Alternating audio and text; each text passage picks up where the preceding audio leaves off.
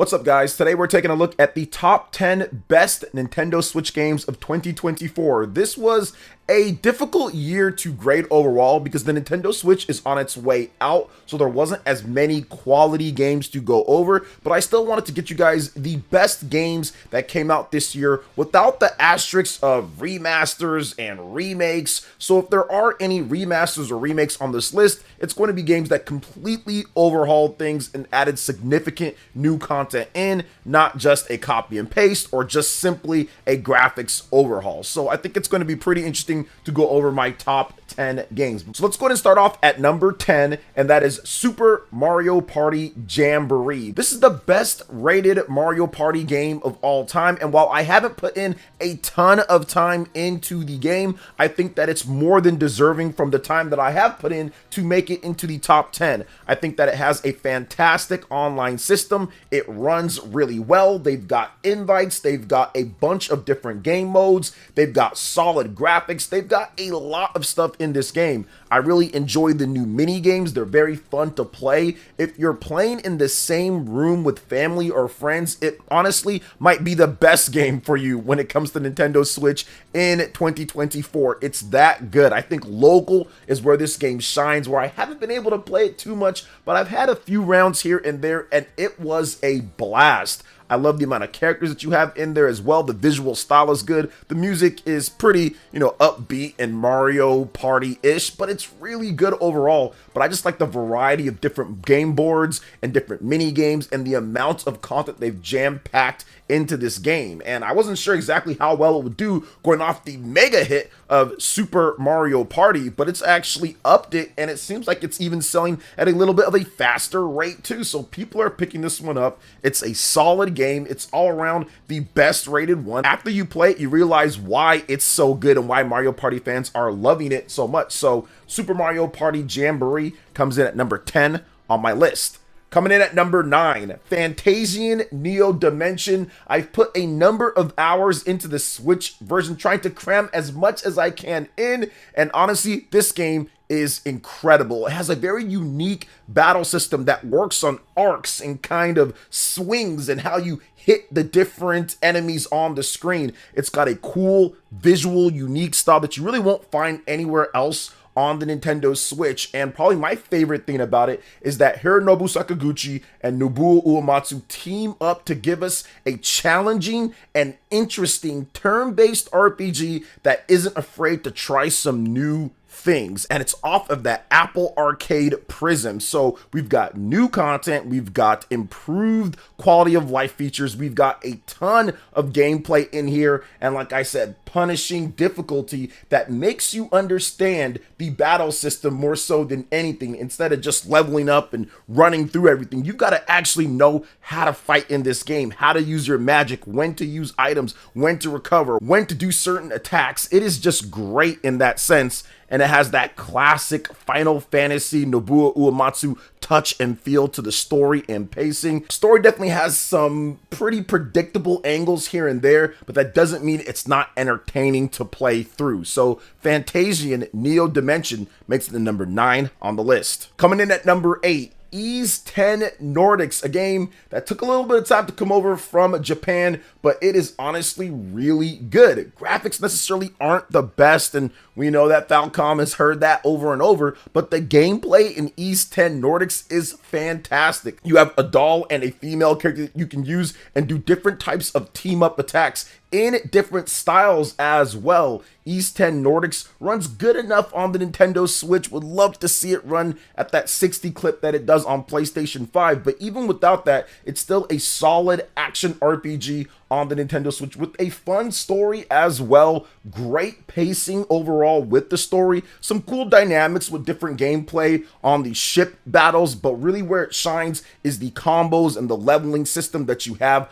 on ground in the combat there. X Nordics is a fun play no matter how you slice it on the Nintendo Switch, and that's why it makes it number 8 on the list. Next up at number 7, Romancing Saga 2 Revenge of the Seven. This is a full ground up super remake of the Super Nintendo game that never was really over here and people don't really know about. Most people don't know what Romancing Saga 2 or Romancing Saga is, but it is a fantastic RPG. It really does a lot of things great. I love the lineage system to where you can pass down different benefits and abilities over the course of the full game. I think that the combat system overall with the turn-based and exploiting the weaknesses is really well done. And what I love about it the most probably is the shining type of deals where you can do a certain attack multiple times and then you learn a different type of attack. That combos into continuously learning new different abilities and of course getting those lineages so you can pass them down as well. It's got clean graphics overall. It runs fairly decent on the Nintendo Switch. The music is fantastic and there is a lot of content to go through here as well. And the story is also well done in addition to very intriguing with certain parts of this crazy 7 that are supposed to be the saviors but end up necessarily not being that, and how you have to navigate your kingdom and beyond. So I really enjoyed the side quests too. The side quests in this game are really crucial, and depending on what side quests you do, that can affect how the story turns out in certain ways. So there was a lot of intrigue with where to go and how to do different things as well.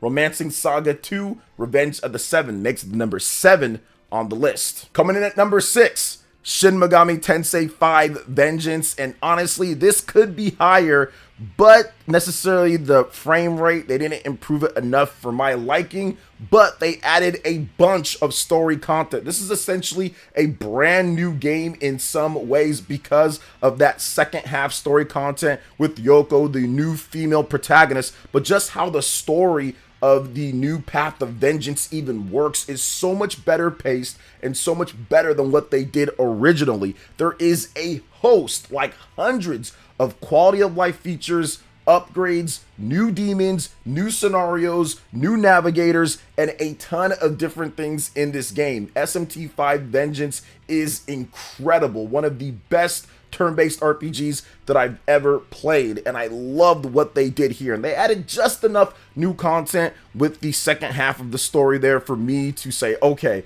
it's gonna be on my list here. And I think that the best thing about SMT5 Vengeance for me, how they actually have human characters with you, your teammates that you saw, or at least originally in the base game, they are actually with you for extended periods of time, having their own demons and abilities and skills. So it gives you a better sense of actually traveling as a traditional JRPG, more so than you as a normal SMT game where, yeah, you're just teaming up with demons pretty much the whole time. So I love that it really had more of an interactive story, and it really made the story more of a focal point. Not perfect by any means, but a dramatic upgrade when it comes down to it over the original release, and something that absolutely deserves your time and attention if you can check it out. Another thing that I loved as well too is that the story is actually one of the best stories when it comes to SMT, in my opinion. Doesn't necessarily hit the highs of maybe SMT4 or some of the other games, but I absolutely loved what they did here with the new female protagonist that they have in there, Yoko, and how she intertwined into it. I thought it was well told, and all of the combat, all of the great gameplay, the demon fusion, all of that stuff is retained so perfectly on the Nintendo Switch. One of the best looking games. The art style is sleek and fun overall. The demon designs are great. SMT5 Vengeance is a joy to play. Just like I said, a few things here and there overall. I would have liked maybe a bit more changes to the story from the beginning and on, but overall, still very, very good. And that's why it makes the number 6 on my list. Alright guys, if you're enjoying the top 10 best Nintendo Switch games of 2024, make sure you hit that like button, subscribe if you are someone new, and click that notification bell to get my Nintendo Switch RPG videos and more first. Now with that out of the way, let's go ahead and jump right back into the top 10 here, rounding out the top 5. And number 5 is Mario and Luigi Brothership. This is a game that starts kind of slow, but picks up so fast, it's like a snowball turning into like an avalanche. I am having a blast blasting through Mario and Luigi Brothership. The game gets more complicated, you get more bros attacks, you get different types of enemies, you have a lot of stuff coming at you offensively and defensively. The story picks up, the characters pick up, Bowser gets into the mix, Princess Peach is there, the islands you go to expands, the music gets better, the story pacing gets a little bit better. There are a variety of things that make Mario and Luigi Brothership one of the best Mario and Luigi games, and easily a top 5 game for me, at least when it comes to 2024. I love what they've done here. I like the art style too. I think it is a natural and progressive way to go from a pixel art, and what would that style be if it was in full 3D? Obviously, you're not doing HD 2D, so the art style works well. Frame rate in some parts have been a little sketchy here and there, but I haven't had too many issues overall. In battles, it plays super smooth. I think just the loading times in and out of battles and going to certain places is a little bit longer than I would want. If that was cleaned up, this could be higher up on my list. But overall, do not let the slow start fool you on this one. Mario and Luigi Brothership is worth playing all the way through if you can get through that first 5-6 hours or so, and I really enjoyed my gameplay with it. I pretty much marathoned the thing here to prepare for this video, and it's absolutely one of the best on the Nintendo Switch. And I think people are turning around to this game overall, despite some reviews that were a little bit lower than maybe expected. So Mario and Luigi Brothership makes it the number 5 on my list. Coming in at number 4, Dragon Quest III HD 2D Remake. This is a full ground up remake of the original Dragon Quest III with a significant amount of added content when it comes to different classes you can use, in addition to having a whole segment with Erdrick's dad as well in the game. New different tweaks, quality of life features, fantastic graphics, great music, the style, the essence, the actual skill that it takes to really take down some of the biggest and baddest monsters in this game with the side quests and getting all the different classes is fantastic. It's old school, it's straight up, but at the same time, it's super fun. That difficulty spike comes out of nowhere. You gotta be ready by leveling up. But good thing the battle system is so much fun to go through, and changing different classes and doing different things and customizing your team. I really enjoy Dragon Quest III HD 2D Remake. I think the game is fantastic.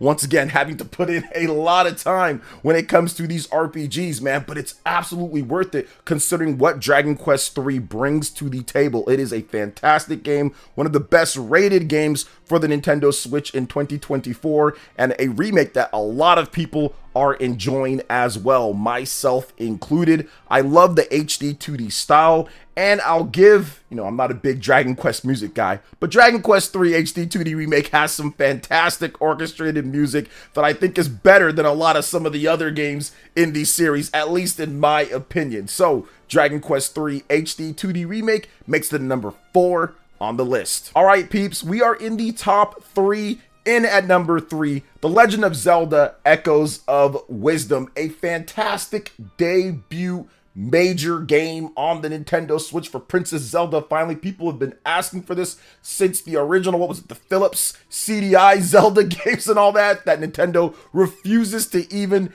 acknowledge. We did get some like Hyrule Warriors type of gameplay, Linkle and Princess Zelda in that, and that's awesome, but that's not the own debut game for a new popular system. That's what Legend of Zelda Echoes of Wisdom brings. Zelda fans, some awesome gameplay with the new Echoes system and making them with the different ways that you can simply battle and play through. The only thing that holds this game back from not being maybe even the best game of this year for the Nintendo Switch is the frame rate is a little bit sketchy at times. It runs good at certain times, then it kind of skips, and it does affect the gameplay a bit. But outside of that, the music, the content, the gameplay, the abilities that you have, the characters that you meet, the story, it is really well done. And I enjoyed my time with The Legend of Zelda Echoes of Wisdom. I like the different dungeons that they have in there. It doesn't feel like they're too long, nor are they too short. Got a lot of side quests and different things that you can do as well. The music is very well done too, and has a pretty shocking conclusion as well that I did not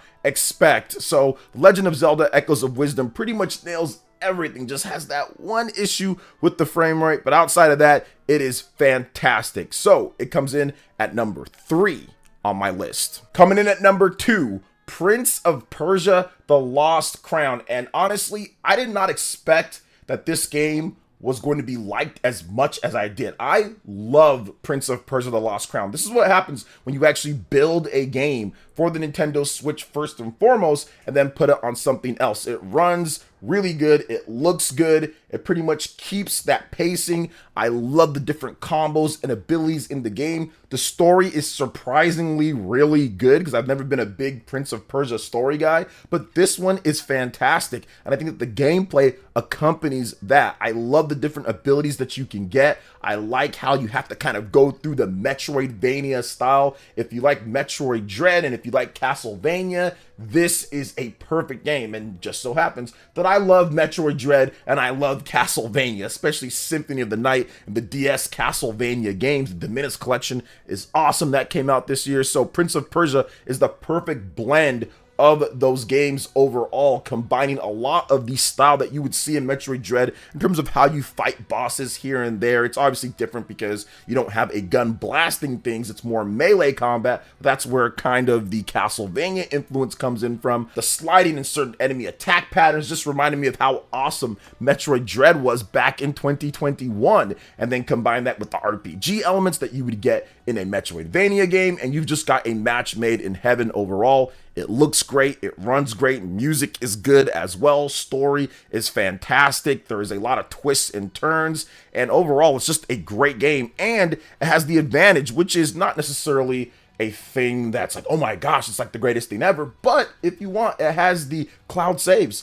where it has cross-save across all the platforms, so you can play it on Nintendo Switch Portable on your OLED, which it runs and looks great, but then also play it on your PlayStation 5 or your Xbox Series and all that. So that functionality, to me, is also important, so it also factors into everything with the game, to me at least. So Prince of Persia: The Lost Crown, phenomenal game, makes it in at number 2 on the list. All right, and coming in at number 1, it's Unicorn Overlord. This game overall offers the best balance on the Nintendo Switch of story, gameplay, graphics, music, art style, everything. This game has it covered. It doesn't have any issues when it comes to the frame rate overall or anything like that. It doesn't have any problems like with super long loading times. The art style is beautiful. The graphics look great. The style is there. The gameplay and content is abundant. The story is so good. I love so many different aspects of this game. The recruiting of different characters and seeing their paths and what they do.